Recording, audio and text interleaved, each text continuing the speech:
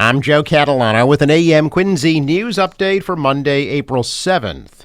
The Quincy City Council tonight will discuss new policies about how the salaries for the mayor and city councilors will be determined in the future. The Ordinance Committee will meet at 6:35 at City Hall to review ordinances proposed by Council President Ian Kane. The first one sets the mayor's annual salary at $285,000, as previously agreed to, but does not set an effective date. Mayor Thomas Koch has agreed to defer the salary increase until the start of the next mayoral term. The second ordinance sets councilor salaries at a previously agreed to $47,500 per year, which has also been deferred to the start of the next city council terms. Both ordinances adjust the salaries annually based on the percentage change in the consumer price index for this area. The ordinances also call for an independent salary review committee with 3 members appointed by the council to review the salaries of the mayor and councilors every 5 years. Any proposed changes would require a public hearing and city council approval. Adjustments would be based on performance, such as financial management, achievement of strategic goals, and community satisfaction. Quincy Community Action Programs Director Beth Ann Strollo says that so far, their programs have not been impacted by federal cuts. Strollo says both their Head Start early education program and their fuel assistance program are funded through September 30th. However, she says the future after that is unclear. Recently, the federal government cut Health and Human Services offices around the country, including in Boston. All Head Start employees in the Boston office and all fuel assistance employees were eliminated. Strollo says the fuel assistance funds come through the state and that state staff have not been impacted. She says other federal workers are currently paying contractors such as QCAP, so there are no impacts in the short term. Strollo urges people to apply for fuel assistance before April 30th. Now, construction is underway on a large new addition to the Hale Family YMCA in Quincy. Ground was broken recently on a 2-story, 20,000-square-foot addition to the Coddington Street facility. The addition will include a state-of-the-art gymnastics center, dedicated teen program space, and a large-scale studio for health and wellness and adaptive programming. The expansion is part of the Y's ongoing Leave Your Mark capital campaign, which has already raised over $12 million for transformational projects across the South Shore. The addition in Quincy is scheduled for completion early next year.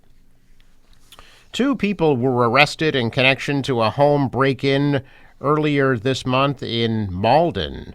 29-year-old Yaritza Trinidad from Cambridge, 24-year-old Chalky Charbel Ibrahim from Boston are both charged with home invasion and firearms-related crimes, according to Malden police.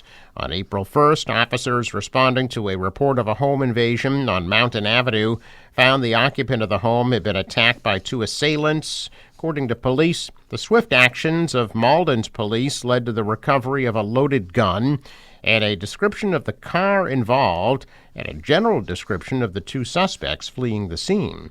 With the help of Malden Criminal Investigations, Cambridge Police, and Quincy Police, both Trinidad and Ibrahim were taken into custody.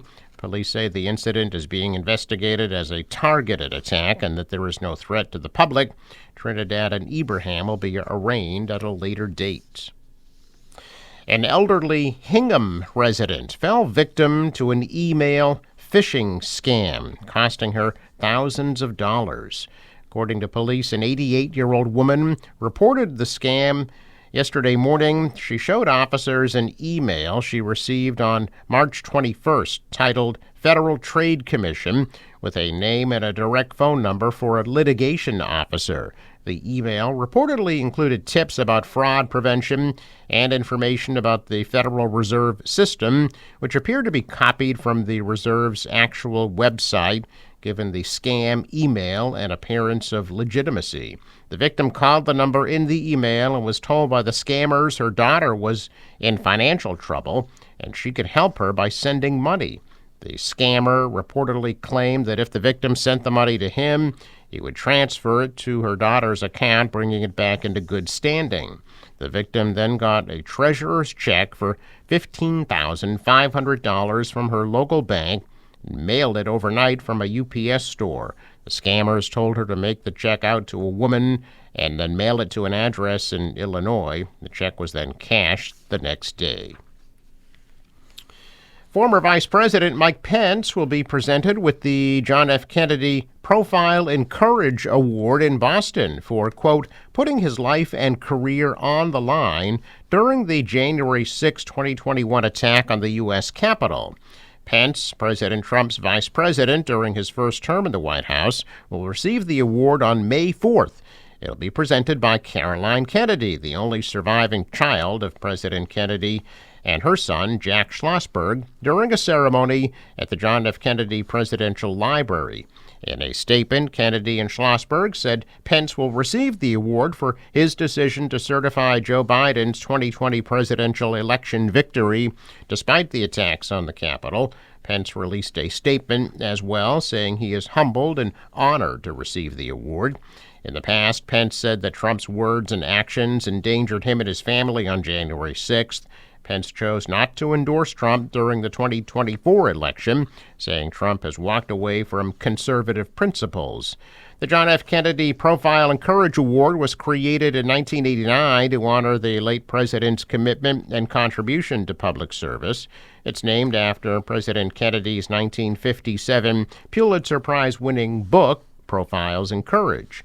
Previous recipients include former presidents Barack Obama, Gerald Ford, and George Herbert Walker Bush, Ukrainian President Vladimir Zelensky, Senator John McCain, and House Speaker Nancy Pelosi.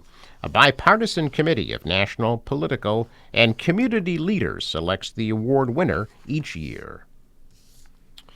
A check of business news this morning, and stocks have tanked. The Dow lost 2,231 points. The Nasdaq dropped 962. The S&P fell 322. Global markets also plunged following last week's two-day meltdown on Wall Street. And President Trump said he won't back down on his sweeping new tariffs, which have roiled global trade. Oil is trading at $63 a barrel. In sports, Celtics beat the Wizards 124-90.